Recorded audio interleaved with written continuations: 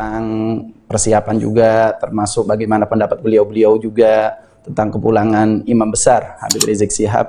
Ini kita tinggal menunggu detik-detik, khususnya besok di hari Selasa ya, di tanggal 10 November 2020, yang insya Allah akan landing, mendarat ada di Bandara Soekarno-Hatta, Jakarta, insya Allah kalaupun tidak halangan di pukul 9 waktu Indonesia bagian Barat.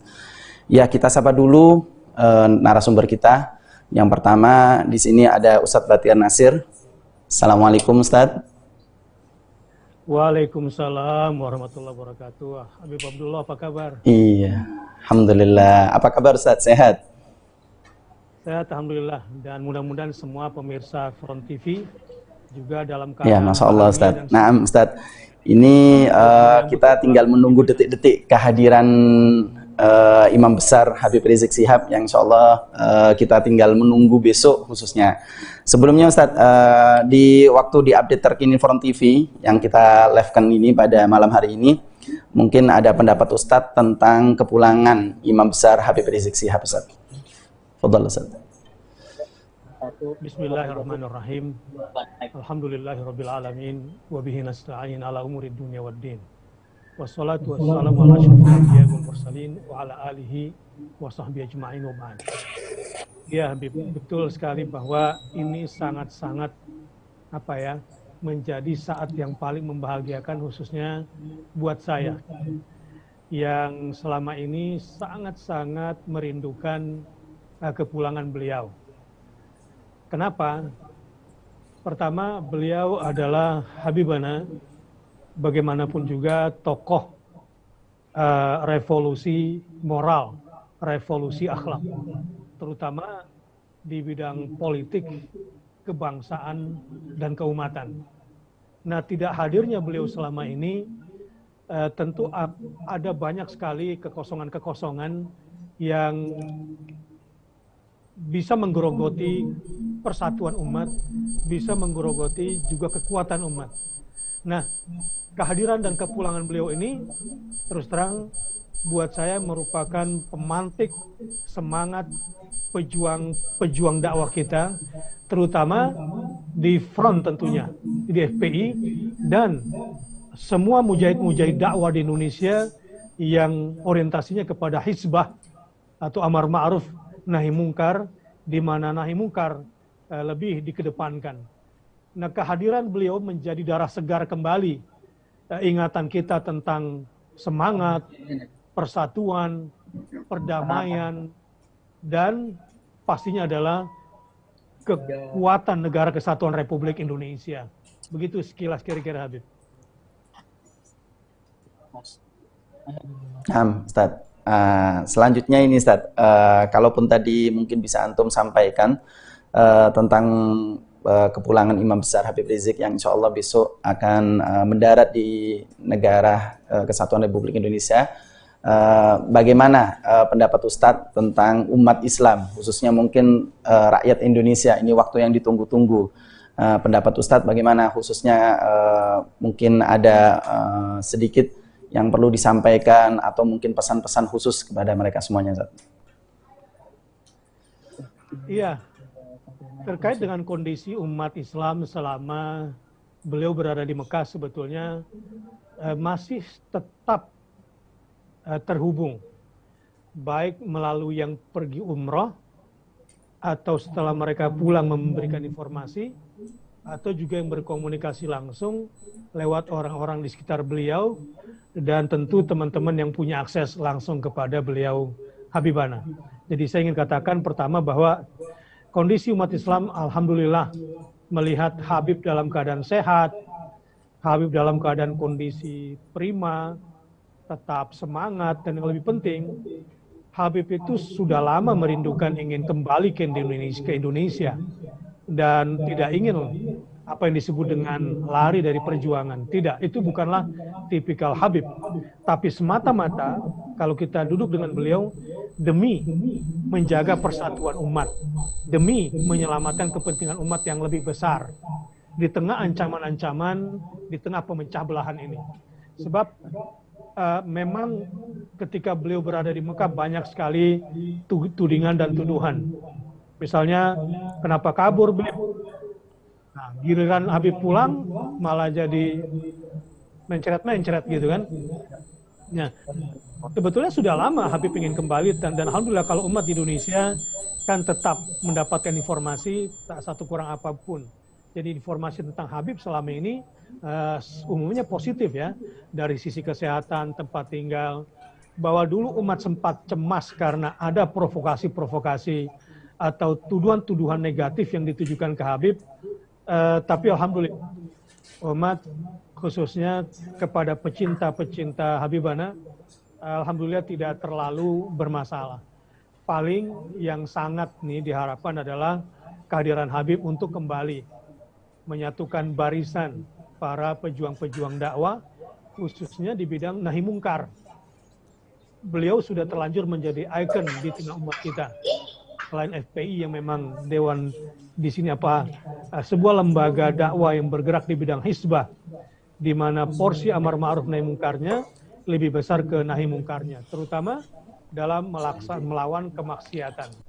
Nah, kehadiran beliau, saya katakan di awal tadi, ini sudah menjadi pemantik semangat. Dan harapan saya, umat jangan melakukan hal-hal yang menciderai kehadiran Habib nanti di sini. Bersabarlah, tunggulah nasihat, dan teman-teman juga di Laskar ya, atau teman-teman di sekitar Habib, jangan terlalu ingin cepat. Beliau beri kesempatan untuk membaca dulu situasi yang sesungguhnya, karena selama ini kan walaupun beliau mengikuti dari media, tetapi untuk merasakan langsung kondisinya nanti mendarat di bandara seperti apa, beliau juga harus tes PCR, ya, tes kesehatan, apakah bisa langsung ke rumah, ataukah harus karantina 14 hari di rumah, ataukah kita tidak tahu, la qadarullah tiba-tiba harus di isolasi mandiri, wallahu alam. Karenanya, mari teman-teman, ikhwah fillah, kita jaga situasi kita tetap kondusif. Apalagi saat ini kita masih di masa pandemi. Jangan sampai tuduhan-tuduhan negatif disematkan ke Habib gara-gara kita yang tidak mengikuti protokol. Nah, insya Allah mujahid-mujahid di LPI ketika nanti buat acara maulid, kemudian pemerintah DKI juga sudah membuat protokol kesehatan. Mudah-mudahan baik di acara maulidnya atau ketika di petamburannya, cobalah umat tetap menahan diri, tetap bersabar. Di masa pandemi seperti ini, kita menjaga sunnah para sahabat Nabi tentang bagaimana contohnya Amr bin As, ya, hendaklah naik ke bukit-bukit ini, hendaklah kalian turun ke lembah-lembah ini. Jangan sampai Habibana menjadi sasaran tindakan kita yang tidak disiplin. Itu harapan saya. Yang kedua, kepada umat, harapannya juga terhadap mereka-mereka pembenci-pembenci atau haters Habib. Kita nggak usah layani mereka. Nggak usah jadikan serangan-serangan mereka menjadi sesuatu yang melemahkan kita, nggak usah. Justru itu harus kita jadikan sebagai motivasi bahwa Habibana selalu dalam kondisi yang hak. Karena kalau dalam kondisi hak, pasti batil tidak suka. Nah, itu cukup menjadi pengetahuan bahwa bagi kita tentang mana hak, mana batil. Sambilnya kita menerimalah evaluasi, masukan dari seberang, dari para haters, karena haters itu kadang menjadi follower sejati. Kemana kita pergi, dia selalu ikut.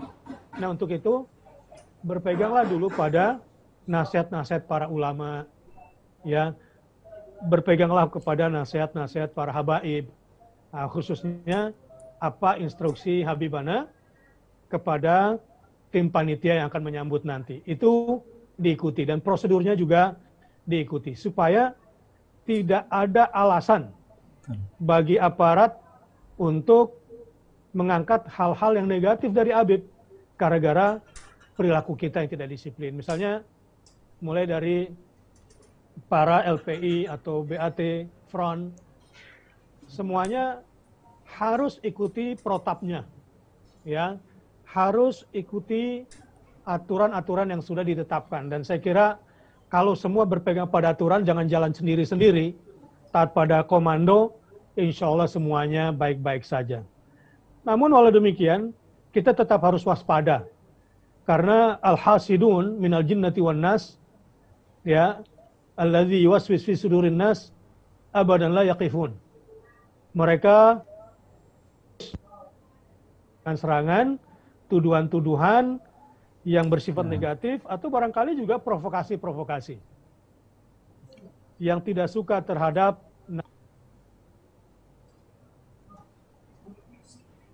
Nah, ini semua umat harus menjadi yang terdepan, menjaga perdamaian, juga jangan menciptakan klaster baru di era pandemi, khususnya di Jakarta. Karena alhamdulillah Jakarta kita hari ini yang terbaik di seluruh Indonesia dalam penanganan COVID-nya, alhamdulillah. Sehingga kita bahu-membahu dengan pemerintah daerah Jakarta khususnya untuk menjaga kondisivitas di mana kita.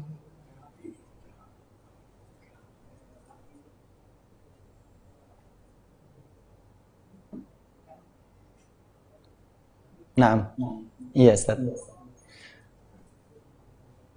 Alhamdulillah, nah. Ya, siap. Oke, ya Ustaz, mungkin ada tambahan Ustaz, ini jadi bahan pertanyaan khususnya pada umat Islam yang ada di Indonesia tentang penyampaian yang disampaikan ini tentang revolusi akhlak. Nah, ini mungkin banyak sebagian umat ini mempertanyakan apa sih yang dimaksud dengan revolusi akhlak, Ustaz? Ya mungkin ada yang bisa disampaikan tentang revolusi akhlak, definisinya atau mungkin pengertiannya, Ustaz. Fadhal, Ustaz. Iya, kita harus mendukung ikon bahwa Habibana adalah tokoh revolusi akhlak. Terutama akhlak dalam berbangsa, bernegara. Sama-sama kita ketahui, Habib ini orang yang berjiwa negarawan. Selain sebagai seorang da'i ilallah, seorang penegak amar ma'ruf nahi munkar yang saya kenal, yang saya tahu, beliau adalah seorang negarawan yang tidak punya ambisi-ambisi pribadi ingin berkuasa, yang tidak punya ambisi-ambisi pribadi untuk meruntuhkan siapapun, kecuali di situ ada kemungkaran. Habib ini kalau sudah berhadapan dengan kemungkaran, dia tidak peduli. Siapapun yang dihadapi akan ditabrak, akan dilabrak. Sebab memang tidak mungkin revolusi akhlak itu berjalan kalau pada saat yang sama Habib mentolerir kemaksiatan. Nah, inilah yang terkadang sering difahami, bahkan yang melekat pada diri Habib itu radikalisme lah, kekerasan lah. Bukan revolusi akhlak deh, karena kan kesannya radikal, apalagi misalnya kekerasan, enggak begitu. Habib ini melayani penyerang-penyerangnya. Jika menyerang dengan tulisan, dilawan dengan tulisan.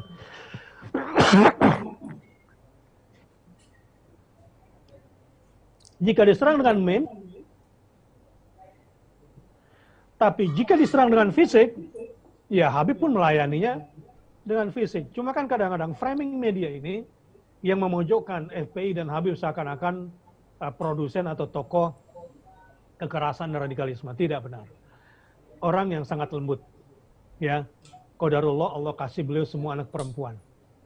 Ini kalau saya melihatnya, Allah tidak akan amanahkan kepada beliau anak perempuan semuanya kecuali jika hatinya berhati lembut.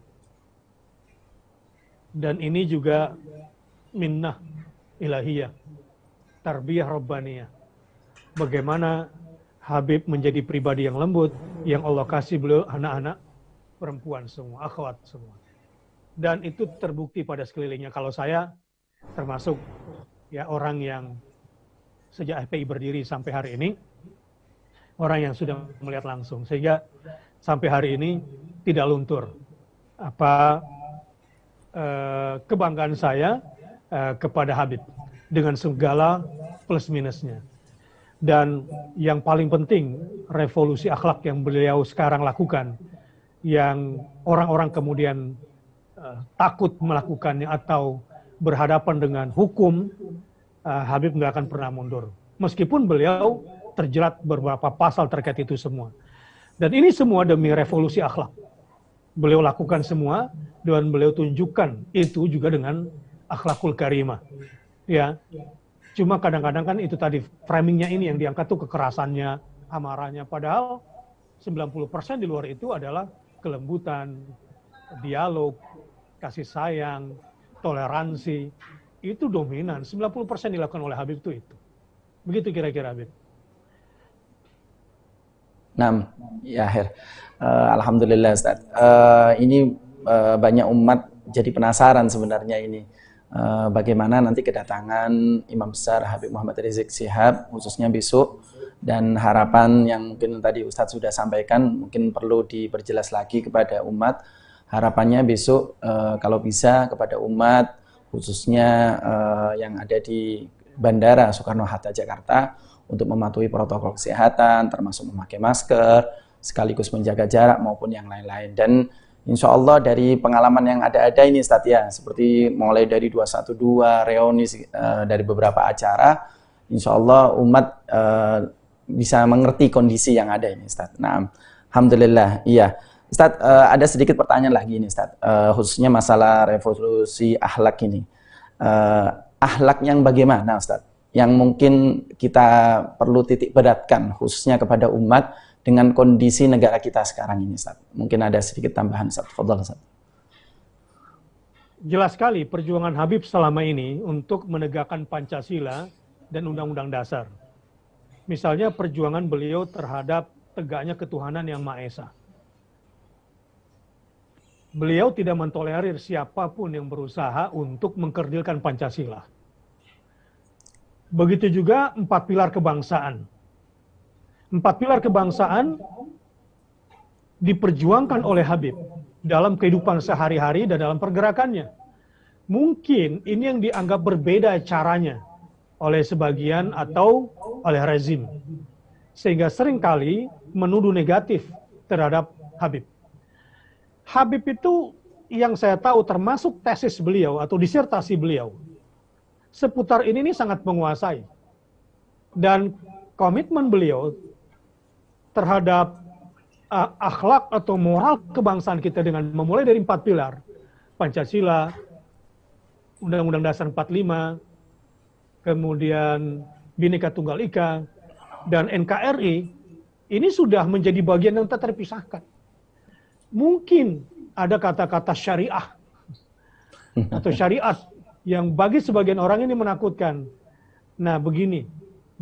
Memang ada yang lucu di kita nih. Kalau ekonomi syariah orang mau, nggak mau, orang mau. Atau bank syariah mau. Tapi kalau syariat, ini kadang-kadang karena sudah sering dipelintir, padahal cuma beda belakangnya saja syariah sama syariat gitu. Ketahuilah bahwa perjuangan Habib dalam menegakkan moral berbangsa lewat 4 pilar kebangsaan itu, ini akan mendukung bangkitnya ekonomi syariah. Dengan cara apa? Dengan menegakkan syariat. Syariat yang mana? Syariat yang ada di dalam Pancasila, Undang-Undang Dasar, Bhinneka Tunggal Ika, dan Negara Kesatuan Republik Indonesia itu. Itu pembahasaannya. Tapi kan orang udah ketakutan duluan, syariat nanti ini rajam lah, gitu kan. Syariat ini apalah gitu, terlalu negatif thinking. Padahal sudah jelas bahwa Islam itu adalah agama rahmatan lil alamin. Hanya saja karena yang kedua ini, angle Habib memilih dakwah lewat jalur hizbah inilah yang kemudian menakutkan sebagian orang, bahkan sebagian daripada rezim. Tapi percayalah, insya Allah, saya jamin Habib pulang, Indonesia damai. Saya jamin Habib pulang, Indonesia insya Allah bersatu. Amin. Tapi dengan catatan, jangan memperlihatkan kemungkaran di hadapan Habib. Kalau memperlihatkan kemungkaran di hadapan Habib, nah ini kita mesti hati-hati. Karena akan ada yang memancing Habib untuk melakukan itu. Sengaja dia bikin kemungkaran di hadapan Habib, sudah disiapin nih kameranya. Ya. Nah, kalaupun Habib nggak kena, orang sekeliling Habib. Orang sekeliling nggak kena, ini petugas lapangannya. Dipancing supaya melakukan kekerasan, lalu kemudian dikamerakan, dan itu yang kemudian disebar luaskan. Nah, karenanya seluruh umat yang berada khususnya di bawah komando Habib, coba patuh dan bangun argumen, terutama dengan narasi-narasi yang cerdas. Kalau perlu contek narasinya Habib, hafal mati narasinya Habib dengan semua kecerdasan itu dalam menghadapi para haters, para buzzers, dan jangan terpancing terhadap pancingan-pancingan mereka yang ingin mencari-cari kesalahan atau negatifnya Habib. Nah, karena itu kita semua, termasuk saya, juga berkewajiban menjaga teman-teman ini, para mujahid-mujahid dakwah ini, agar senantiasa mengikuti langkah Habib yang cerdas, langkah Habib yang damai, langkah Habib yang toleran, langkah Habib yang mempersatukan, dan yang pastinya langkah Habib yang mencerdaskan untuk menegakkan moral berbangsa, moral bernegara. Dan selain itu, Habib juga orang yang sangat concern. Di antara moral yang harus kita miliki adalah menjadikan Indonesia berdaulat. Berdaulat secara politik, berdaulat secara hukum, berdaulat secara ekonomi, berdaulat secara sosial. Yang pastinya berdaulat menjalankan keyakinan orang-orang beragama di Indonesia, termasuk umat Islam, sebagai penduduk mayoritas di Indonesia ini. Nah, inilah sebetulnya substansi-substansi daripada revolusi moral, revolusi akhlak yang dibangun oleh Habib Rizik Syihab. Wallahu a'lam bishawab. Naam, jazakumullah khair Ustaz, luar biasa sekali. Ini dari pengalaman yang ada memang harus perlu ditekankan ini Ustaz ya. Pertama, masalah kedatangan Imam Besar Habib Rizik Syihab besok di Bandara Soekarno-Hatta Jakarta, bagaimana umat nanti menyambutnya, sekaligus pengertian khususnya masalah revolusi akhlak yang disampaikan oleh Imam Besar, bagaimana definisinya. Alhamdulillah luar biasa, banyak ilmu-ilmu yang kita dapatkan. Jazakumullah khair. Ustadz Batiar Nasir, salah satu ulama nasional kita. Jazakumullah khair Ustadz. Ya, mungkin sebelum kita tutup Ustadz, mungkin ada pesan-pesan untuk pencinta sekaligus pengagum Imam Besar Habib Rizik Ustadz. Sedikit mungkin. Baik. Yang pertama yang sudah saya lakukan sejak kemarin adalah berdoa. Berdoa untuk beliau Habibana. Walau saya tidak terhubung langsung ya untuk menjelang kepulangan ini, tapi hati saya, selain saya orang yang paling bahagia, ya memang selama ini saya tidak banyak muncul karena ada komitmen saya dengan Habibana, dan saya orang yang paling berbahagia dengan kepulangan beliau, dan saya berdoa untuk beliau dan keluarga. Nah, karena itu saya juga mengajak para pecinta semuanya, para pendukung semuanya. Ayo menjadi orang yang berbahagia, jangan menjadi orang yang marah. Ya, karena tindakan kalau kita bahagia menyambut beliau juga, insya Allah energinya positif. Nggak usah terpancing dengan mereka-mereka yang dengki. Biarkan mereka mati dengan kedengkiannya. Biarkan mereka terbakar dengan amarahnya. Kita bahagia saja. Yang kedua, yuk malam ini sholat. Sholat 2 rakaat. Dalam sujud kita doakan Habibana, semoga senantiasa dalam perlindungan Allah. Al-Jabbar, Al-Qahhar, Al-Aziz. Insya Allah dengan doa-doa kita semua, apa yang menjadi kekhawatiran kita dilindungi oleh Allah Subhanahu wa Ta'ala. Dan insya Allah doa-doa kita kemudian dijabah oleh Allah Subhanahu wa Ta'ala. Yang ketiga, karena Habibana sudah merancang dan sudah menginformasikan jauh-jauh hari tentang perjalanannya, setelah mendarat akan kemana, ayo kita semua ikut menjaga dari kemungkinan adanya sabotase. dari kemungkinan adanya provokasi pada hari H. Setiap kita harus pasang mata, harus pasang telinga. Agar di setiap perjalanan Habibana, dari airport sampai semua acara-acara bahkan sampai ke Bogor nanti, selain doa-doa yang kita panjatkan, juga mata, telinga, tangan dan kaki kita melihat. Memperhatikan agar semua operasi-operasi negatif, agar semua rencana-rencana negatif, agar semua apa saja yang hendak dilakukan untuk merusak nama baik Habib kita bisa antisipasi sejak sekarang. Nah, yang paling penting juga adalah bagaimana kita taat pada protokoler kesehatan, ya, supaya kita semua dalam kondisi prima. Sebab kalau kita semua sakit, ya bagaimana kita bisa menjaga Habib? Ya, sebab kalau kita semua tiba-tiba membangun klaster COVID baru, katanya mau revolusi akhlak.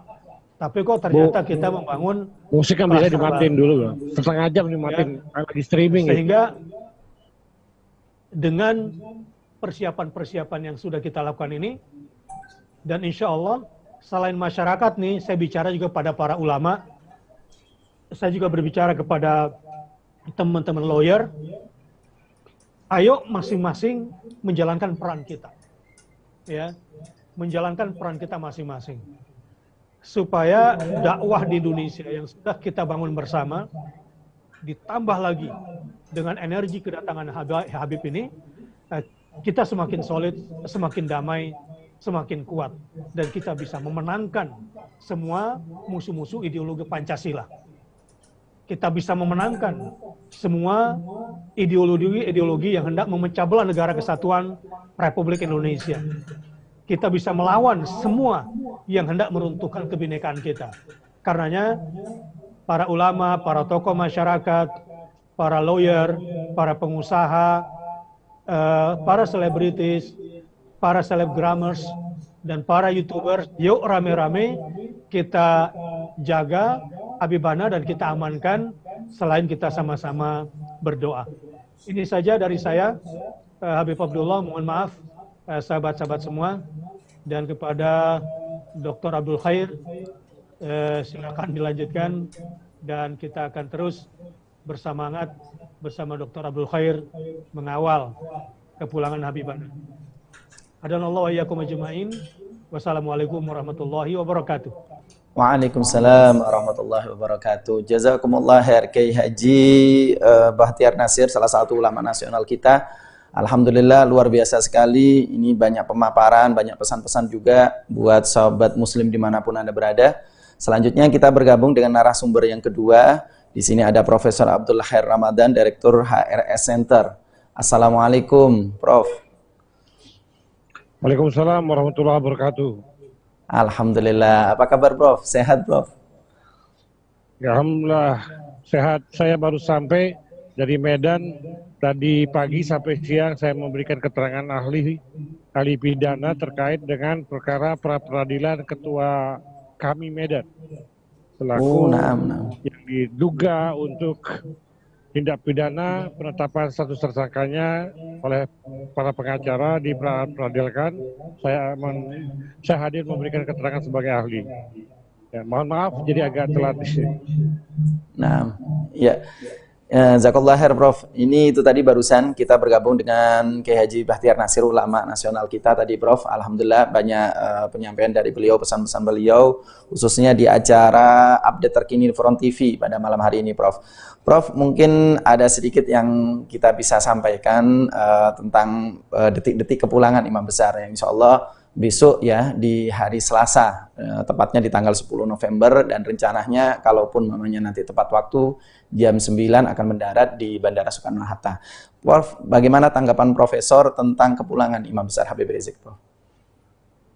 Iya, kepulangan Imam Besar Habib Rizik Syihab tentu ini adalah suatu peristiwa besar, suatu peristiwa spesial, suatu peristiwa yang fenomenal.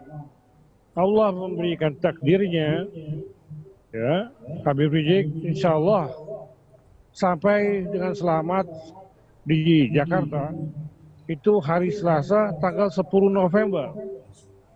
10 November kita ketahui sebagai Hari Pahlawan. Ya. Disinilah letak perpaduannya antara nilai-nilai perjuangan yang selama ini dikandung, dipikirkan, diimplementasikan secara aktif dan nyata oleh Yang Mulia Imam Besar Habib Rizik Syihab, kembalinya di Hari Pahlawan, di hari di mana umat Islam dengan seluruh komponen lainnya bersatu padu melawan penjajahan, melawan para kolonial.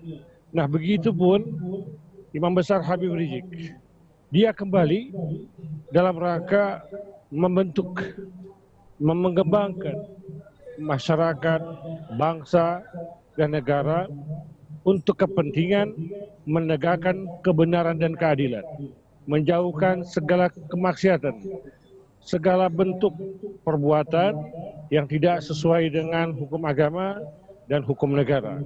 Oleh karena itu, tadi saya menyimak secara aktif. Saya terkesan dengan penjelasan guru kita, Kiai Haji Bahtiar Nasir, bahwa revolusi akhlak ini melekat pada diri Habib Rizik bukan pada saat ini, bukan ketika dia menyampaikan gagasan revolusi akhlak, tapi jauh dari sebelum itu, melalui perjuangan nyatanya. Habib Rizik demikian konsisten, istiqomah dalam rangka membentuk kesadaran masyarakat, kesadaran umat yang pada prinsipnya memerlukan optimalisasi akhlak itu. Dengan akhlaklah maka segala tindakan dan perbuatan dia tidak menyalahi aturan, dia tidak bertentangan dengan hak-hak orang lain. Oleh karena itu, kemaslahatan akan terwujud. Demikian, ya Habib. Iya, Prof. Ini tadi Profesor menyampaikan tentang revolusi akhlak. Tadi Alhamdulillah ada sedikit penyampaian dari Kiai Haji Bahtiar Nasir tentang revolusi akhlak. Mungkin ada sedikit tambahan atau mungkin lebih spesifik, Prof. Ini sebagian beberapa umat ini mempertanyakan apa sih revolusi akhlak itu sebenarnya? Revolusi seperti apa? Akhlak seperti apa yang dimaksudkan? Khususnya yang dimaksudkan oleh Imam Besar Habib Muhammad Rizik Syihab. Ya, kalau kita memaknai term revolusi, ini menunjuk kepada suatu keinginan perubahan, revolusi apapun itu, yang dilakukan secara fundamental. Secara fundamental di sini bahwa benar-benar revolusinya itu bersifat mengakar, ya. Radikal lah, kita bilang. Radikal dalam arti menyentuh sampai ke akar-akarnya. Perubahan mendasar dan fundamental itu dilakukan tentu secara cepat. Cepat di sini tidak mengurangi kualitasnya. Kecepatan di sini dimaksudkan agar suatu perubahan itu dapat terukur, ya, terintegrasi dan secara komprehensif. Nah, lalu akhlak itu apa? Akhlak adalah sikap, perilaku yang mendasarkan kepada penggunaan pikiran. Penggunaan pikiran itu kalau di ilmu hukum pidana itu adalah mengacu kepada sikap batin. Disebut dengan mens rea. Sikap batin dengan penggunaan pikiran akan melahirkan suatu amal perbuatan. Amal perbuatan itu bisa perbuatan baik, bisa perbuatan buruk. Nah, penempatan akhlak tentu tidak dapat dinegasikan dari adanya faktor-faktor transendental. Faktor-faktor transendental itu adalah keyakinan terhadap agama. Ini tidak dapat dinafikan. Karena baik dan buruknya suatu perbuatan memang dalam hal-hal tertentu manusia diberikan kemampuan untuk menilai secara mandiri bahwa itu baik dan buruk, benar atau salah. Akan tetapi manusia juga ada pembatasan kemampuan berpikir untuk menilai baik dan buruk, benar dan salah. Oleh karena itulah ada dan memang diajarkan oleh agama, dalam hal ini agama Islam, tentang ilmu akhlak. Ilmu akhlak ini berdasarkan ketentuan-ketentuan syariat. Ada dalam Al-Quran, dicontohkan oleh Rasulullah, dan terus sampai khulafaur rasyidin, sampai ke kita. Berarti akhlak perilaku, akhlakul karimah memang telah Rasulullah SAW contohkan menjadi akhlak yang baik, yang mulia, akhlakul karimah.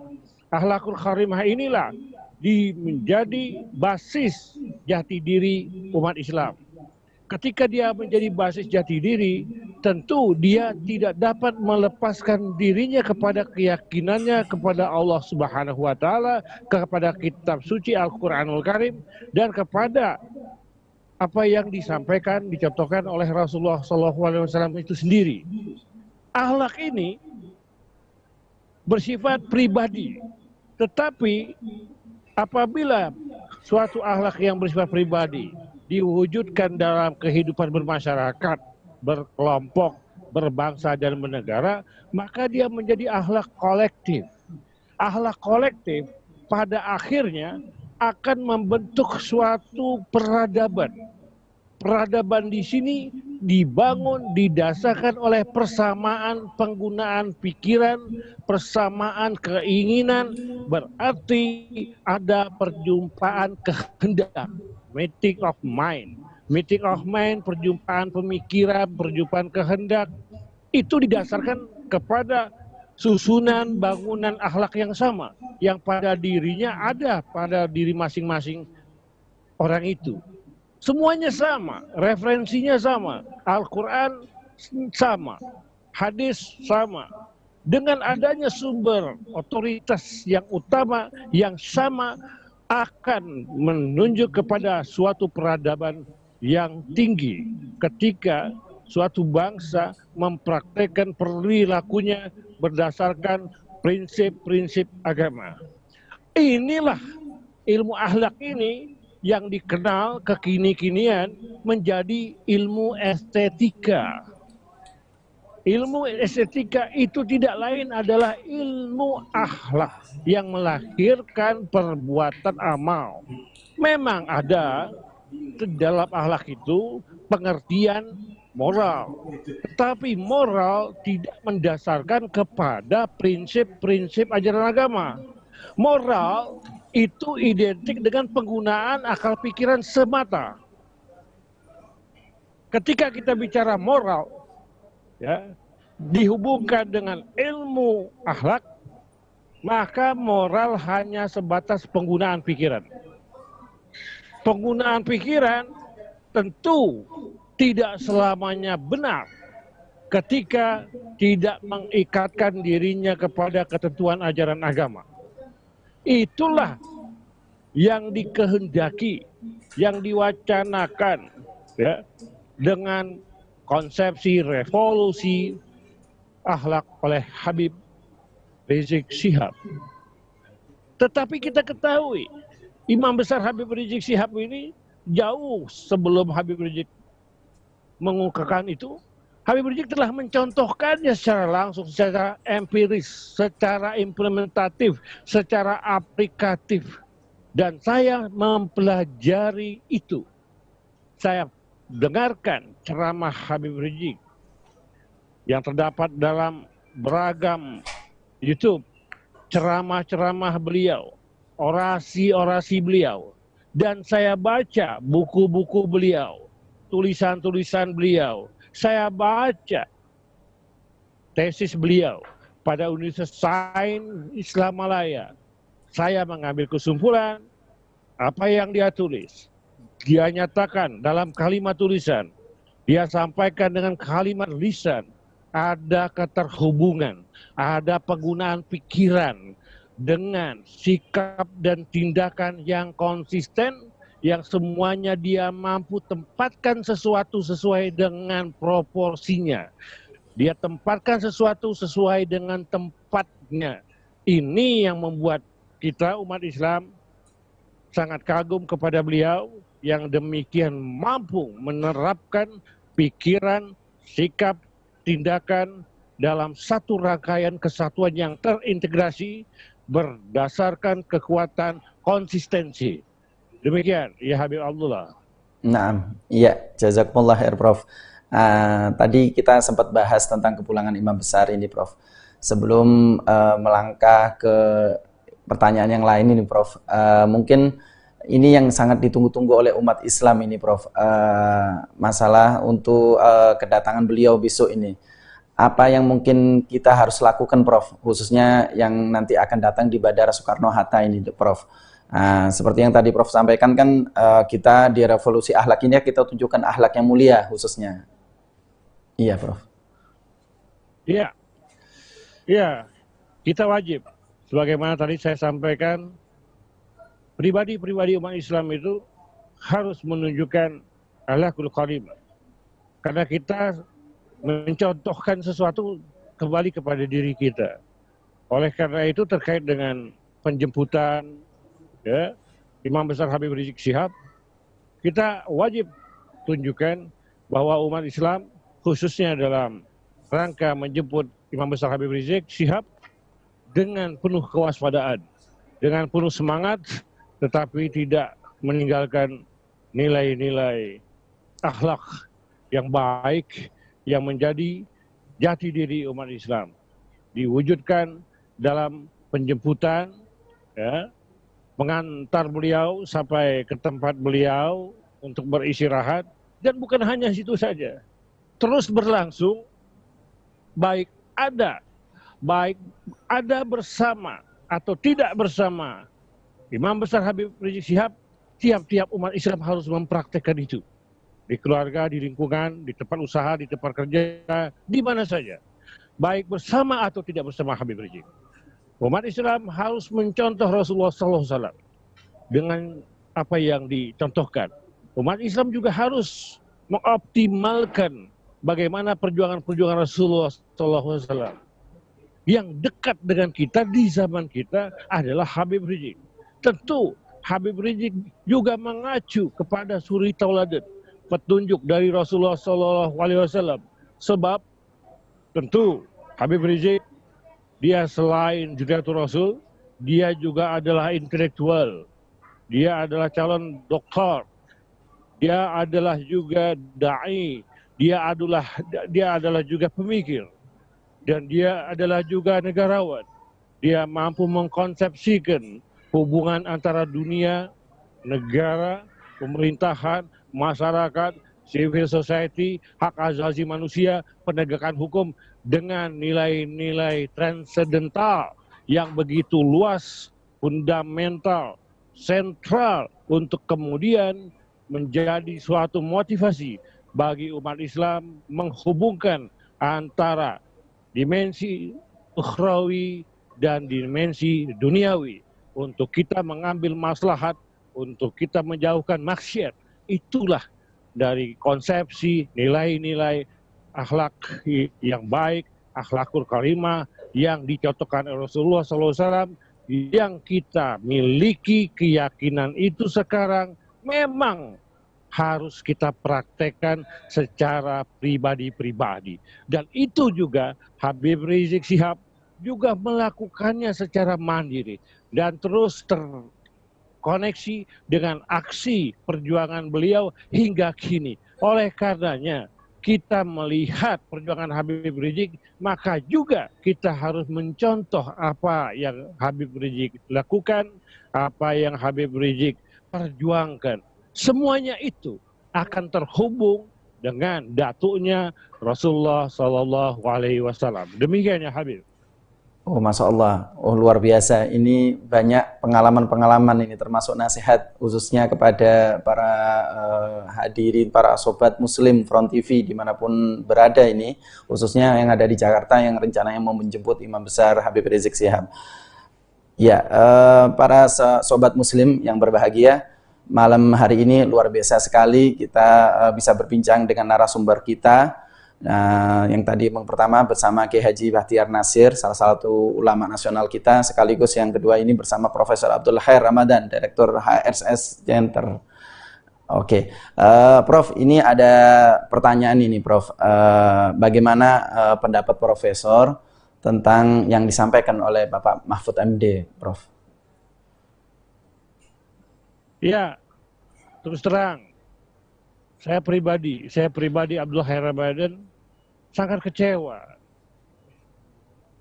ketika pernyataan itu datang dari seorang pejabat tinggi, penyelenggara negara, seorang menteri koordinator. Ya. Mengapa kalau pernyataan itu datang dari rakyat biasa, tentu signifikansi pengaruhnya tidak demikian masif. Tentu reaksi yang terjadi tidak demikian masif dan menimbulkan kegaduhan baru. Ya. Satu yang paling penting dan fundamental, apa relevansinya, apa urgensinya yang bersangkutan Mahfud MD membandingkan antara Yang Mulia Imam Besar Habib Rizik Syihab dengan Khomeini. Di mana urgensinya? Di mana relevansinya? Khomeini adalah tokoh Syiah, pendiri negara Syiah Iran. Ya. Dia menjadi rahbar, dia menjadi wali al-faqih, dia mengklaim dirinya sebagai wakil Imam Mahdi yang sedang dalam masa gaib kubro. Masa gaib kubro ini 1000 tahun lebih. Habib Rizik bukan seorang pemimpin revolusi merampas kenegaraan. Habib Rizik hanya menggagas revolusi akhlak, bukan dalam pengertian revolusi Syiah Iran sebagaimana terjadi dan dipraktekkan oleh Khomeini sebagai pemimpin besar revolusinya. Itu catatan saya. Yang kedua, dia sebut secara jelas, dia nyatakan secara tegas, Khomeini orang suci. Implikasi pernyataan ini tidak main-main. Ini menyangkut tauhid, ini menyangkut keimanan. Kenapa? Dalam ajaran Islam yang suci, manusia yang suci hanya Nabi Muhammad SAW. Ahlul Bait, anak-anak beliau, keturunan beliau, mertua beliau, istri beliau, itu tidak suci, tidak maksum. Jadi suci yang dimaksudkan ketika disebutkan, dilekatkan dengan Khomeini, pasti sucinya itu maksum. Kenapa? Karena orang Syiah menganggap para imam itu adalah maksum. Maksum di sini maksudnya adalah terbebas, terjaga dari segala salah dan dosa. Dia suci, disucikan dari segala salah dan dosa sebagaimana layaknya keberadaan Rasulullah SAW. Menurut agama Islam yang suci, yang maksum adalah Nabi Muhammad SAW.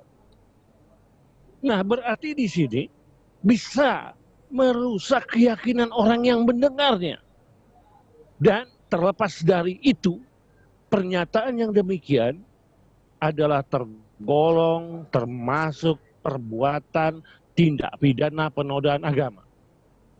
Saya wajib menyampaikan ini karena saya ahli hukum pidana dan saya sangat mengenali, sangat paham tentang terkait khususnya tindak pidana penodaan agama yang diatur dalam pasal 156A huruf A KUHP.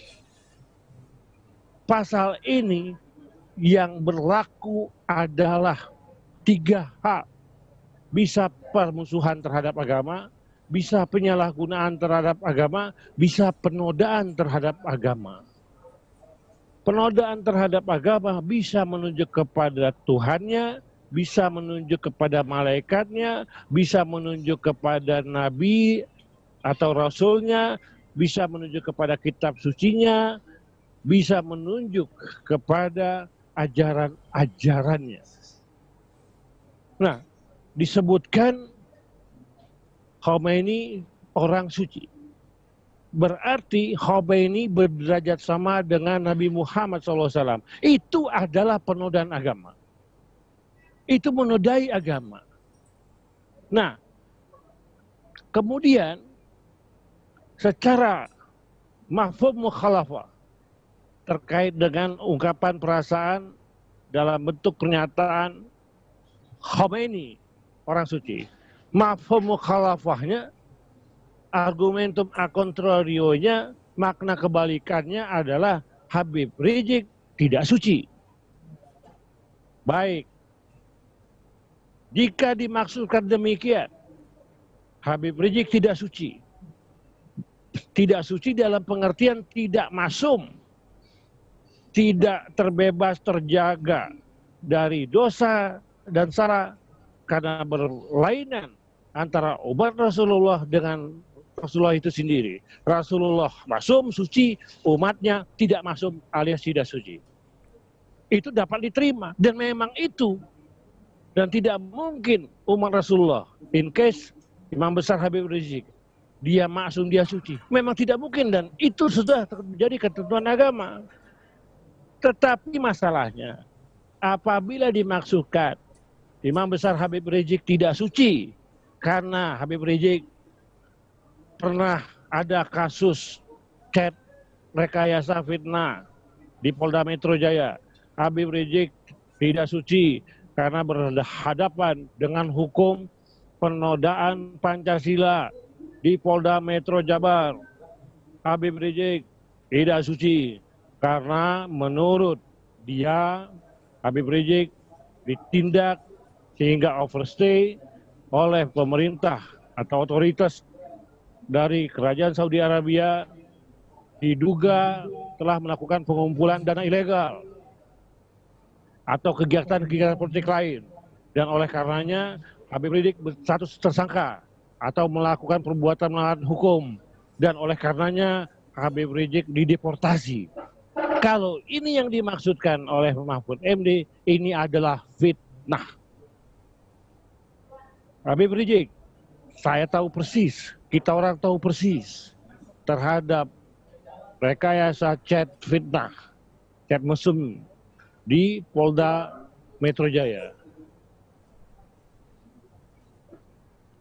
Kondisi menunjukkan pada saat itu dan sampai sekarang tidak pernah ada kejelasan siapa pihak yang pertama kali mengupload ke dalam sistem elektronik.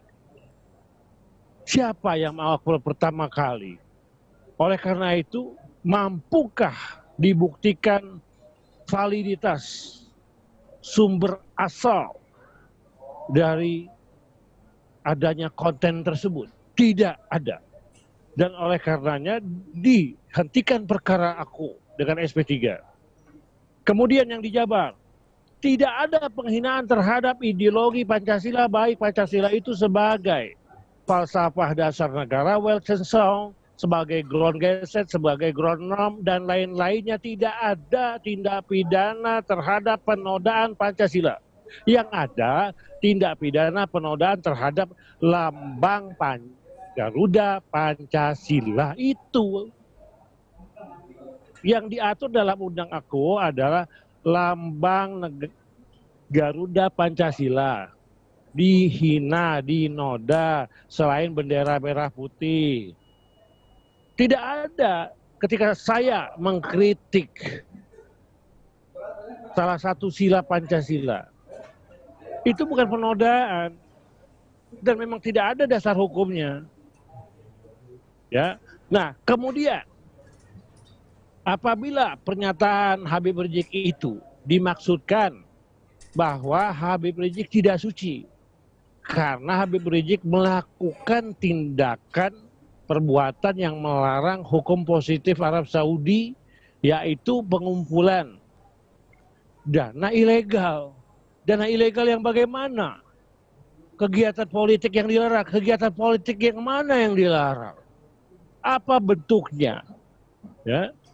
Nah, kalau memang pun siapapun yang melakukan pelanggaran hukum positif di wilayah Arab Saudi, pastinya dimasukkan ke rumah khusus, dimasukkan ke rumah retensi yang kita kenal sebagai karantina, dan segera setelah itu dideportasi. Ya. Nah, Habib Rizik tidak ditempatkan dalam penempatan khusus. Beliau masih tetap di rumahnya.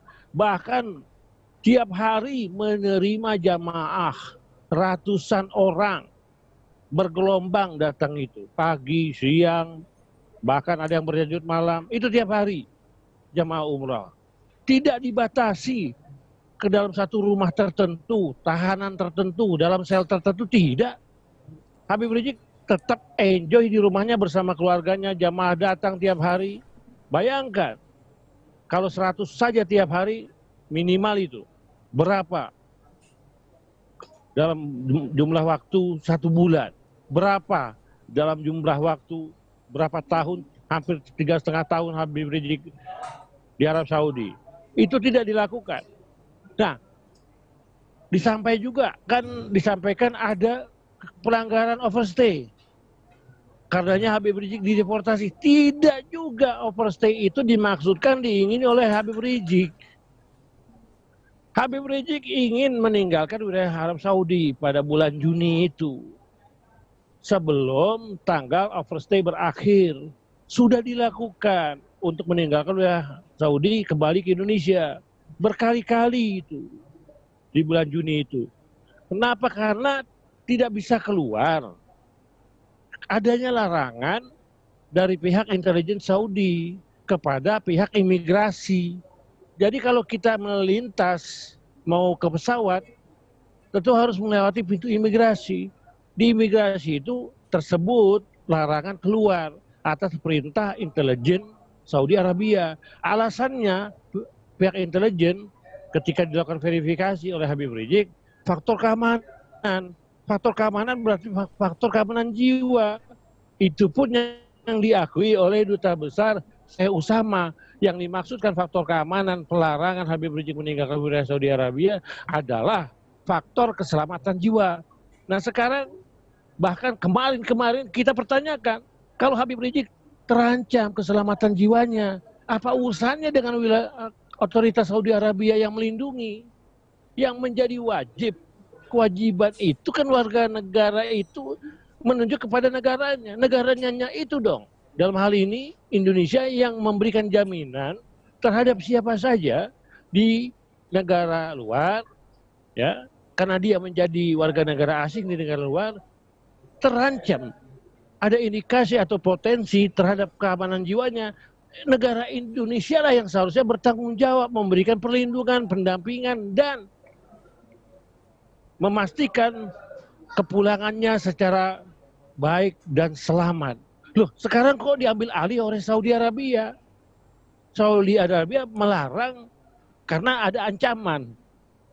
Habib Rizik kan warga negara asing di Saudi Arabia. Masa keselamatan jiwa Habib Rizik dijamin oleh negara asing? Ini kan tidak logis, tidak sesuai dengan azas prinsip hukum internasional. Nah, kalaupun itu memang ada ancaman itu, sehingga otoritas Saudi mendeklarasikan pelarangan Habib Rizik untuk meninggalkan wilayah Indonesia.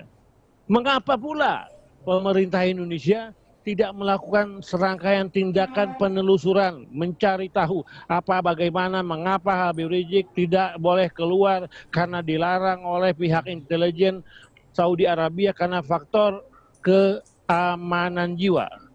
Kenapa tidak dilakukan itu? Nah, sekarang ketika Habib Rizik ingin kembali dan larangan keluar access permit itu telah keluar diberikan kepada Habib Rizik oleh pemerintah Saudi Arabia, Duta Besar Agus Maftuh mempermasalahkan, mendiskreditkan, tidak mempercayai, terus membalik omongan-omongan, statement-statement yang tidak terkolerasi dengan fakta yang sebenarnya terjadi. Begitupun Mahfud MD, mengapa tidak melakukan penelusuran justru pada saat Habib Rizik pertama kali dicekal? Kenapa ketika sekarang dipermasalahkan kembali menyangkut overstay yang terkait dengan tindakan-tindakan perbuatan-perbuatan yang kata menurut Mahfud MD itu adalah perbuatan pelanggaran pidana. Tapi faktanya bukan pelanggaran pidana, tidak ada. Habib Rizik tidak melakukan perbuatan pelanggaran hukum apapun di wilayah Arab Saudi. Ini ada apa sebenarnya? Nah, kalau memang agak jauh. Ini bukan kepada Habib Rizik.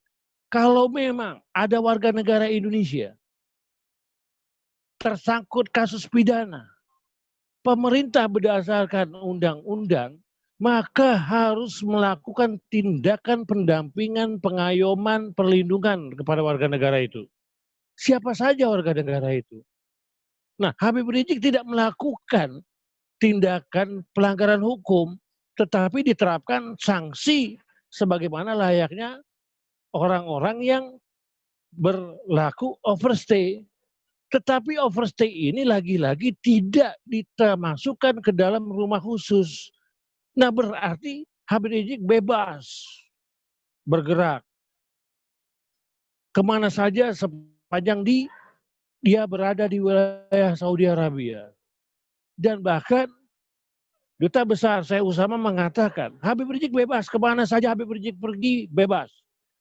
Negara Saudi Arabia, pemerintah kerajaan Saudi Arabia tidak berhak melarang beliau. Beliau bebas kemana saja, bahkan kembali ke Jakarta. Itu Syekh Utsama, mantan dubes mengatakan seperti itu. Nah, kemudian Syekh Utsama mengatakan, tapi Anda, karena waktu itu dia berbicara dengan reporter TV One, tapi Anda harus menanyakan kepada pemerintah Anda, apakah mau menerima Habib Rizik atau tidak. Nah, berarti kan di sini ada suatu hipotesis, ada suatu asumsi bahwa pencekalan dalam hal ini pencegahan keluar Habib Rizik meninggalkan wilayah Saudi Arabia tidak secara tunggal terjadi oleh otoritas Saudi Arabia, tetapi juga melibatkan pemerintah Indonesia. Itu hipotesis saya awalnya. Nah, dan kedua, kemudian tahun 2019, Duta Besar Ezam sebagai pengganti Syekh Utsama mengatakan akan ada negosiasi antara pejabat tinggi Saudi Arabia dengan pejabat tinggi Arab Indonesia. Pejabat tinggi ini tentu adalah penyelenggara negara ketika kita memaknai pejabat tinggi pemerintah Republik Indonesia bernegosiasi dengan pejabat tinggi kerajaan Arab Saudi. Negosiasi berarti sifatnya bilateral. Hubungan bilateral. Ketika terjadi hubungan bilateral, adanya suatu permasalahan diselesaikan dengan negosiasi, maka di sini Habib Rizik bukan para pihak. Yang menjadi para pihak adalah para pejabat tinggi itu. Habib Rizik tidak menjadi pihak. Nah, berarti kita kembalikan di situ dengan adanya hubungan bilateral ini, maka hubungannya adalah government to government. Tidaklah mungkin pemerintah kerajaan Arab Saudi melibatkan pemerintah negara Republik Indonesia terkait status pencegahan keluar Habib Rizik jika tidak ada peran aktif dari pemerintah Indonesia. Itu kan logikanya. Untuk apa pemerintah Indonesia diikut sertakan, dimintakan untuk negosiasi dengan pejabat tinggi pemerintah kerajaan Saudi Arabia? Namun lagi-lagi hasil negosiasi itu sampai sekarang pun kita tidak tahu. Lebih itu kehadiran Menteri Luar Negeri Ibu Rini ya saat di Komisi 1 ada suatu pertanyaan tentang perihal pencegahan Habib Rizik, itu dilakukan pembicaraan secara tertutup, secara khusus. Kita pun tidak tahu. Sampai sekarang tidak tahu.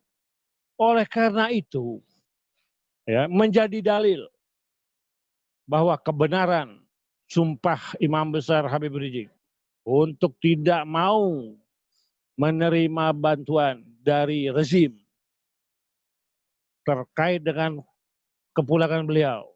Dan memang beliau berjuang secara mandiri sendiri dalam hal proses pencabutan status larangan keluar beliau. Dia berjuang sendiri tanpa melibatkan rezim atau pemerintah yang berkuasa. Itulah fakta-fakta itulah yang tidak sesuai yang disampaikan oleh Agus Maftuh sebagai dubes yang seringkali menyatakan pernyataannya dengan tidak sesuai pada fakta-faktanya, kemudian pernyataan-pernyataan yang relevan sama oleh seorang Menko Polhukam yang sangat kita sesalkan. Bukannya bahagia, bukannya senang, tapi justru mendiskreditkan.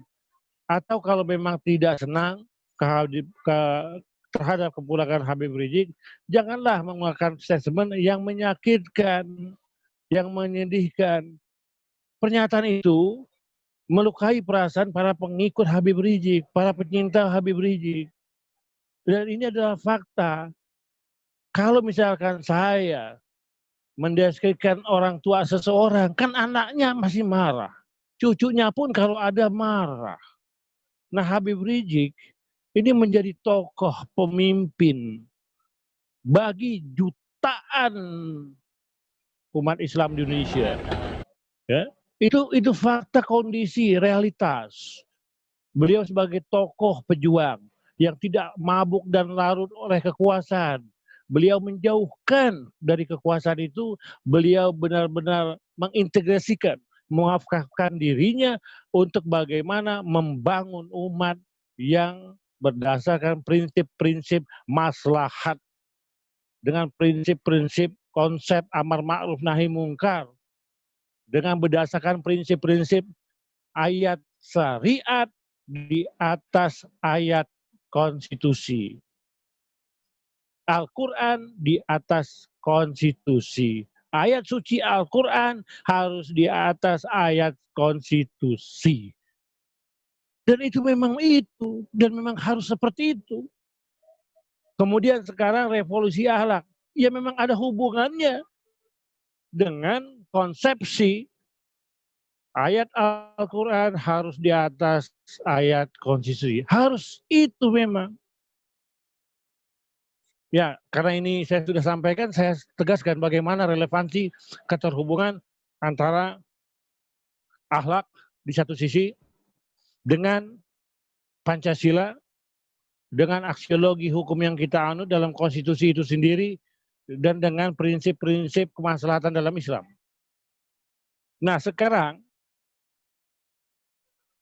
dalam Islam tentu kehidupan itu tidak dapat dipisahkan secara absolut antara dunia dengan akhirat. Begitupun dalam hal hubungan manusia dengan alam, dengan sesama manusia, dengan lingkungan, dan kepada Tuhan, Allah Subhanahu wa Ta'ala. Islam adalah agama yang kafah. Tidak hanya mengatur manusia dengan manusia, tidak hanya mengatur manusia dengan Tuhan, tetapi bahkan manusia dengan manusia, manusia dengan alam, dengan lingkungan, dengan hewan, dengan tumbuhan, dengan kekayaan alam, dan dengan Allah Azza wa Jalla. Lebih luas perspektif hablum minanas ini, bukan hanya dengan manusia, tapi lebih dalam lagi dengan lingkungan itu, dan bahkan kesemuanya itu terkait bagaimana manusia itu mengoptimalkan dirinya untuk membentuk satu kesatuan pemikiran. Pemikiran yang baik tentu adalah berdasarkan kekuatan keimanan, sebagaimana telah saya singgung di awal. Nah, kemudian dikaitkan dengan akhlak, di kemaslahatan Islam. Imam Asy-Syatibi merumuskan kemaslahatan Islam dalam bentuk yang konkret, yang kita kenal 5 hal yang pokok, Dariyatul Khamsah. Ya. Yang pertama menjaga agama, yang kedua menjaga jiwa, yang ketiga menjaga keturunan, selanjutnya menjaga akal, dan yang kelima menjaga harta. Dariyatul Khamsah ini adalah 5 yang pokok, yang primer. Apa relevansi Al-Maghazis Syariah 5 hal yang pokok ini dengan Pancasila? Dapatkah kita pertemukan? Saya nyatakan dapat. Konsep yang pertama, ya, menunjuk kepada menjaga agama. Menjaga agama dekat dan berkorespondensi dengan sila ketuhanan yang Maha Esa. Di sini terkandung ketaatan kepada Allah, ketaatan kepada Rasul. Di sini tempatnya. Dan juga terkait di sini ketaatan kepada pemimpin. Sepanjang pemimpin itu taat kepada Allah dan Rasulnya. Ketika pemimpin itu taat dan Allah dan kepada Rasulnya, maka pemimpin itu wajib kita ikuti dan kita taati. Namun sebaliknya, apabila pemimpin itu tidak taat kepada Allah dan tidak taat kepada Rasulnya, maka tidak ada kewajiban bagi umat Islam untuk mentaatinya. Itu perintah Allah dalam surah An-Nisa ayat 159. Di sini juga menjaga agama tentu dari dimensi rukun iman dan rukun Islam. Ya, pokoknya tadi itu menjaga agama dalam hal Pancasila adalah menunjuk kepada Allah, Rasul dan pemimpin. Ya, dengan konsekuensi-konsekuensi yang sebagaimana saya sampaikan. Kemudian menjaga jiwa. Menjaga jiwa ini berkorespondensi dengan sila kedua, kemanusiaan yang adil dan beradab. Tentu nomenklatur manusia di sini adalah berbeda kalau kita menerjemahkan dengan orang. Yang adil tentu berkaitan dengan kesamaan, kesederajatan, equality before the law. Menyangkut bagaimana politik hukum dalam membentuk persamaan, berkeadilan, ya, menunjuk kepada keseimbangan, dan disebut terakhir peradaban. Apabila di dalam jiwa seseorang itu ada jiwa yang mengandung nilai-nilai akhlakul karimah. Akhlakul karimah berdasarkan pemahaman dia terhadap ajaran agama bersemayam di kolbu dia. Kolbu yang melingkupi nilai-nilai jiwa dia yang terhubung kepada penggunaan akal pikiran dia. Ketika itu terwujud, maka tentu sikap tindak umat itu akan berkeadilan. Berkeadilan ini dimensi yang sangat luas. Tidak memandang suku, tidak memandang agama, tidak memandang ras, tidak memandang antar golongan. Dia adil, menempatkan segala sesuatu secara proporsional, adil tegak lurus, tidak dapat direkayasa dalam hal pengambilan keputusan, adil menunjukkan jiwa sikap tindak yang benar dan sesuai dengan aturan-aturan yang telah disepakati dalam kehidupan berbangsa dan bernegara, dan juga terikat kepada nilai keyakinan agamanya, sehingga dia selalu terjaga dan mampu untuk menilai yang mana yang hak dan mana yang batil, sehingga apabila akhlakul karimah ini telah membentuk dalam suatu bangsa terkait, maka peradaban itu akan meningkat. Berbagai banyak kajian sejarah tentang peradaban itu terkait dengan masing-masing jiwa orang itu yang memiliki falsafah pendirian teguh yang di dalamnya pastilah mengandung akhlak yang baik. Ya, kenapa? Pasti tidak mengandung kegiatan-kegiatan yang penuh maksiat. Pasti hidupnya penuh dengan maslahat. Lain daripada seseorang yang hidup dan penghidupannya dari maksiat. Kemudian menjaga keturunan. Terhubung, berkorelasi dengan sila ketiga persatuan Indonesia. Apabila seseorang itu meyakini secara paripurna menjalankan segala perintah agama, menjauhi segala larangannya, kemudian terbentuk dalam jiwanya akhlak yang baik, dilahirkan secara bergenerasi yang berkelanjutan dalam suatu bangsa itu, maka sudah dapat dipastikan persatuan bangsa itu akan berlanjut, terlawat, berkelanjutan sustainably. Di situ ukhuwah sesama insaniah tanpa memandang agama golongan, sesama anak Adam. Ada ukhuwah watoniyah, ukhuwah kebangsaan. Ada ukhuwah Islamiyah. Persatuan Indonesia identik dengan ukhuwah insaniyah, ukhuwah watoniyah, ukhuwah Islamiyah. Dan pasti persatuan ini tidak dapat dipungkiri peranan akal yang terkait dengan peranan kolbu, jiwa, menunjuk kepada nilai-nilai akhlak itu sendiri yang merupakan sebagai stimulator, dinamisator perbuatan seseorang. Sehingga persatuan Indonesia dapat dirawat, berlanjut, terus-menerus NKRI selamat. Yang keempat, menjaga akal. Menjaga akal ini dekat, sangat dekat berkorelasi dengan sila keempat Pancasila. Kerakyatan yang dipimpin oleh hikmah, kebijaksanaan permusyawaratan, kebijaksanaan dalam permusyawaratan perwakilan. Dipimpin oleh hikmah, kedaulatan rakyat, daulat rakyat, kehendak rakyat, proses pembentukan kemauan rakyat yang kemudian dalam alam demokrasi dikenal adanya lembaga politik, lembaga legislatif sebagai pembentuk undang-undang.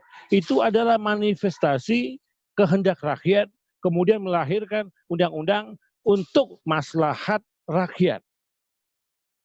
Sudah pasti di dalamnya terdapat perbincangan, terdapat proses yang demikian panjang, perumusan, norma-norma hukum, norma-norma aturan dari lintas kepentingan. Oleh karenanya, harus di sini ditetapkannya, disebutkannya, dipimpin oleh hikmah. Bukan dipimpin oleh orang, bukan dipimpin oleh lembaga, bukan dipimpin oleh kekuasaan, tapi oleh hikmah. Hikmah ini adalah pemahaman. Hikmah, pemahaman identik dengan ilmu. Ilmu identik dengan pemanfaatan dan penggunaan akal. Akal sangat terkait dan terhubung dengan jiwa yang di dalamnya terdapat dimensi akhlak.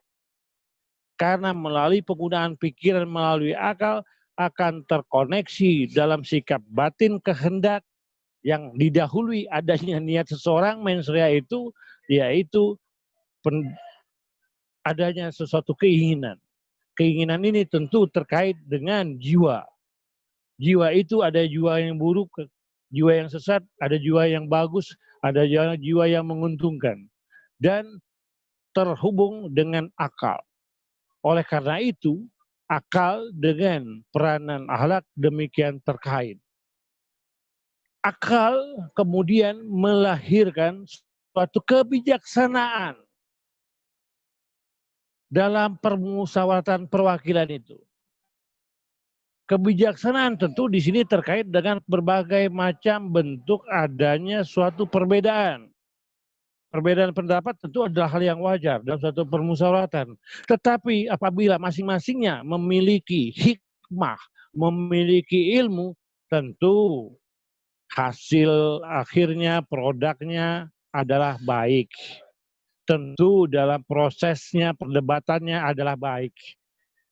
Tentu dalam prosesnya, perundingannya menjadi contoh bagaimana para tokoh, para politisi mampu melibatkan masyarakat, publik untuk bersinergi dalam hal membentuk peraturan perundang-undangan.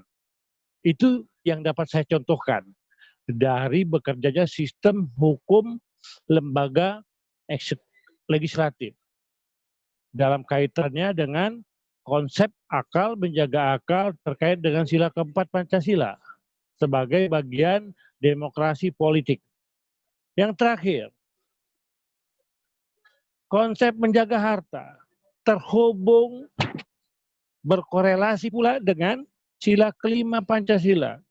keadilan sosial bagi seluruh rakyat Indonesia. Sudah jelas di sini.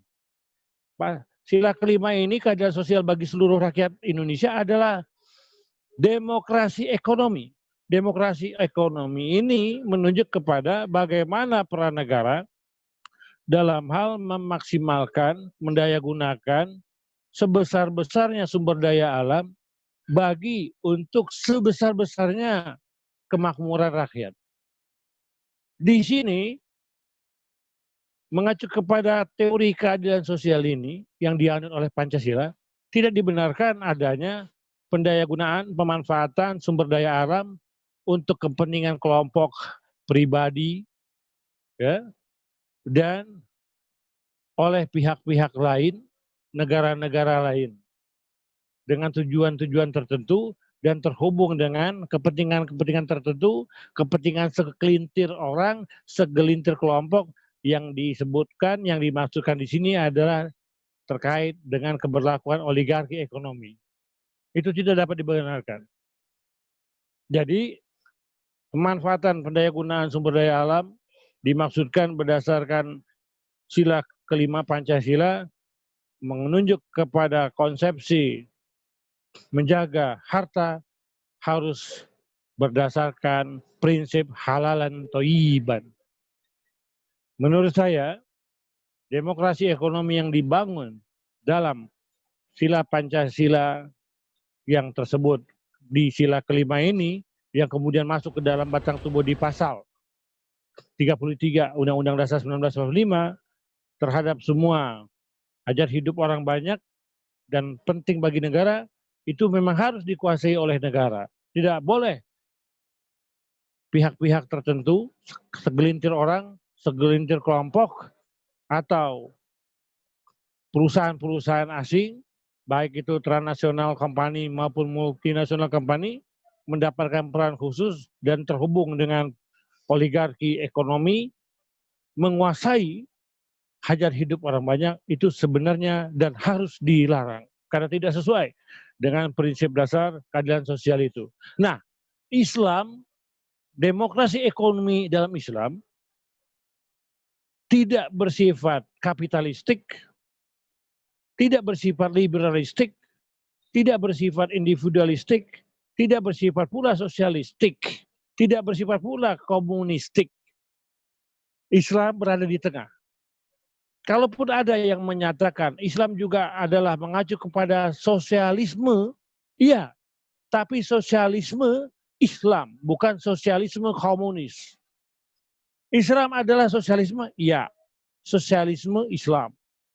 Karena terhadap hajat hidup orang banyak, sumber daya alam, memang ada beberapa bidang yang tidak boleh diberikan kepada kelompok atau pribadi. Ada. Dan untuk itu diatur secara berkelompok dengan pengawasan negara. Pernah hal ini dipraktekkan bahwa terdapat hadis bahwa manusia itu berserikat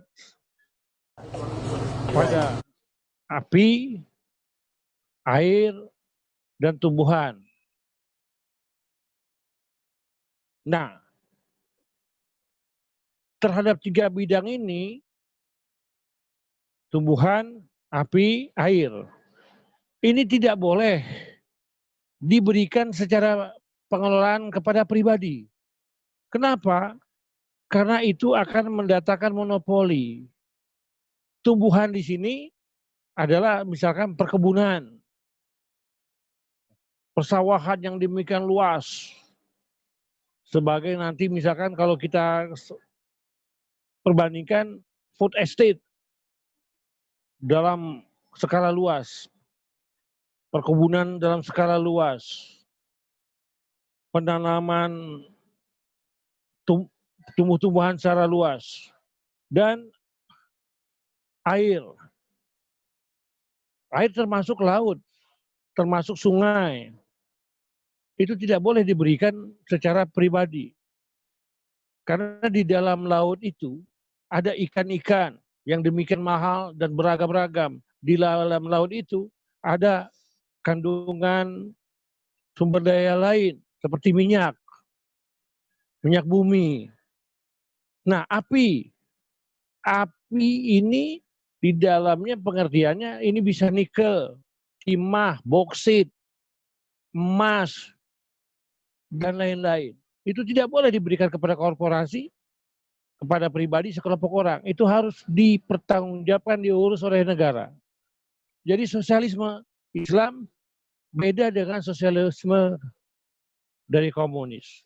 Oleh karena itulah prinsip halal dan thayyiban, menjaga harta dalam konsep keadilan sosial bagi seluruh rakyat Indonesia, itu pun harus didekatkan dengan optimalisasi akhlak yang mengedepankan kejujuran, keberpihakan kepada rakyat pada umumnya tanpa mementingkan diri sendiri, korporasi, partai politik sendiri, dan lain-lain sebagainya, tapi secara luhur, secara jujur diberikan kepada rakyat banyak. Itulah makna pemimpin yang berakhlak mulia, yang mampu mensinergikan antara nilai-nilai ajaran Islam yang fundamental dan sentral. Sebagai contoh, bagaimana konsep Al-Baghazi Syariah ini berhubungan dengan falsafah Pancasila sebagai segala sumber hukum, untuk kemudian seharusnya dari Al-Baghazi Syariah bertemu dengan Pancasila, melahirkan produk peraturan undang-undangan yang tidak menyimpang dari kebutuhan dasar manusia yang bersifat universal dan juga selaras dengan nilai-nilai maslahat syariat Islam itu sendiri, diakui kebenarannya bersifat bukan hanya untuk saat ini, dia universal sampai berlakunya kiamat yang akan terjadi di kemudian hari. Demikian ya Habib.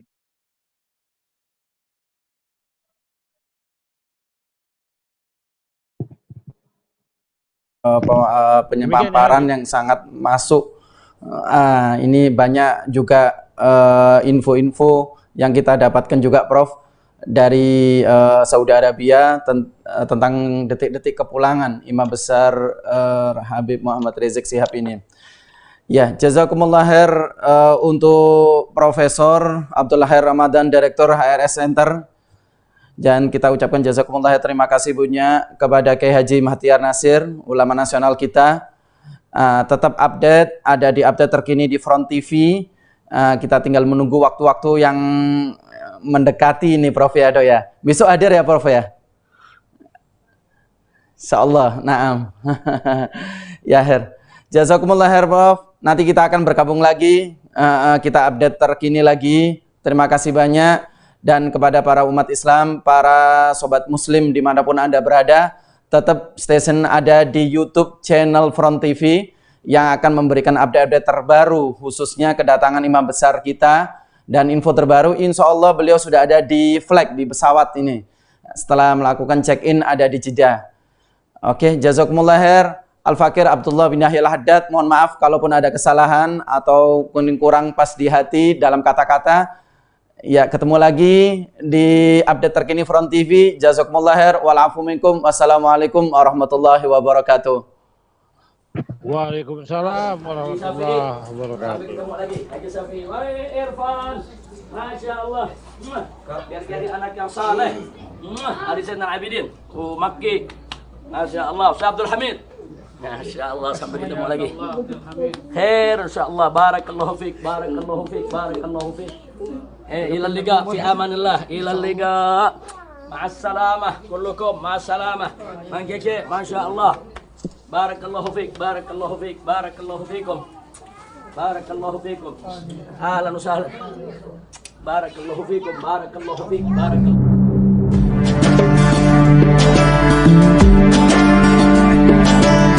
Semua merindukan hadirnya kepemimpinan yang teguh pendirian dalam perjuangan. Gak ada suaranya bingungnya. Semua mendambakan menjatuhkan pilihan kepada Habibana Muhammad Rizik Shihab. Sudah lama menanti beliau kembali dari kota suci, bersiapkan diri. Kami rindu sosok pemimpin berani, dia disegani.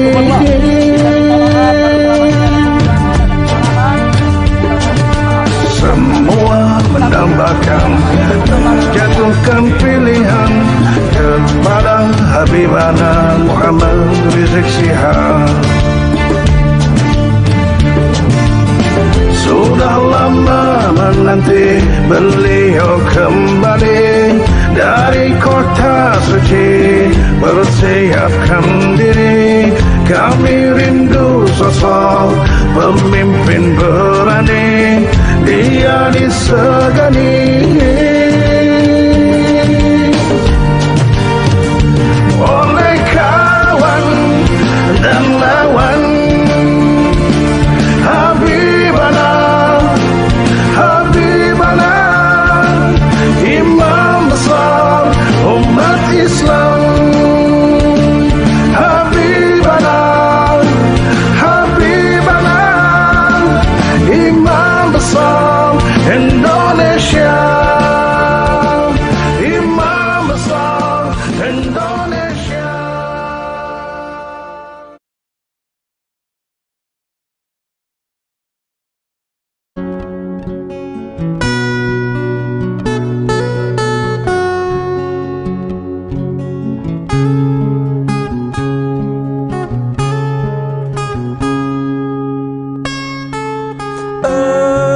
Engkaulah pembela Islam, engkaulah pejuang kami.